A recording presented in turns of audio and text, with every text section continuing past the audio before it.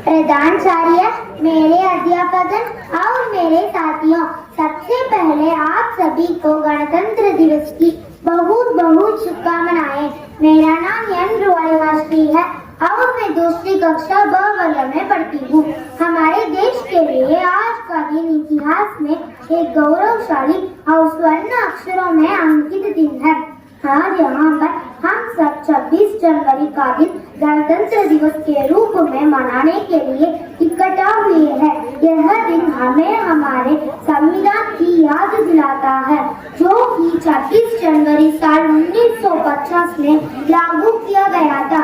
हमारे गणतंत्र दिवस को सिर्फ तिरंगा फहरा देने और परेड देखने के दिन के रूप में ही नहीं देखना चाहिए, बल्कि यह उन सभी स्वतंत्रता सेनानियों को नमन करने के अवसर के रूप में सामने आया है, जिन्होंने अपना बलिदान देकर हमें स्वतंत्रता दिलाई ताकि हम अपना गणराज्य और अपना लोकतंत्र स्थापित कर सके।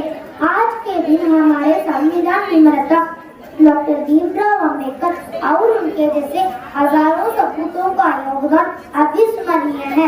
विविधता में एकता की मिसाल वाले भारत देश का संविधान इस बात को सुनिश्चित करता है कि हर नागरिक को एक समान अधिकार मिले, चाहे उसका धर्म, जाति, भाषा या क्षेत्र कुछ भी रहा हो।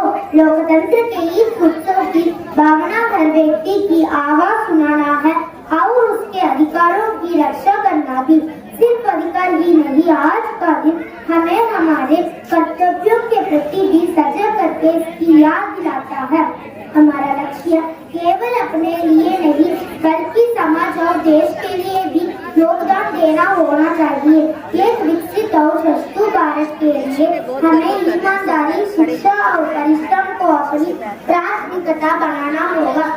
जब से हमें स्वराज्य प्राप्ति हुई है, देश ने शिक्षा, तकनीक, विज्ञान और आर्थिक रूप से तरक्की की है।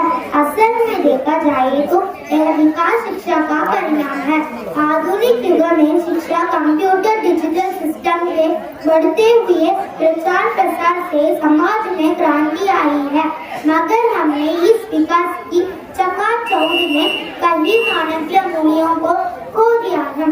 आज बेशक हम बुद्धिमान बन गए, बड़े बड़े अधिकारी बन गए, अच्छे राजनीतिज्ञ बन गए, लेकिन बताइए जो देश की जर्जर हालत तो पत्थर भी आंसू बहाने लगेंगे। इंसानियत जो हो गई है, किसी भीड़ में उसे ढूंढने में जमाने लगेंगे। हम लोग कुछ भी करें, हमारी सोच और कदम राष्ट्रहित में होना चाहिए। सहिष्णुता, विनम्रता, दया, परोपकार की भावना, इंसानियत जैसे दिव्य गुण भारत भूमि के संस्कार रहेंगे।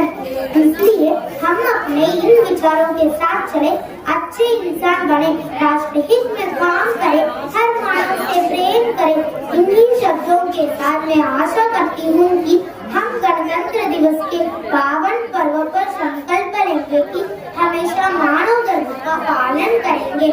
मैं अपने भाषण का समापन एक शानदार देशभक्ति गीत के साथ करना चाहती हूँ। हिंदू देश के निवासी सभी जन एक है, रंग रूप वेश भाषा चाहे अनेक है। एक बार पुनः आप सभी को गणतंत्र दिवस की हार्दिक शुभकामनाएं। जय हिंद, जय भारत, धन्यवाद।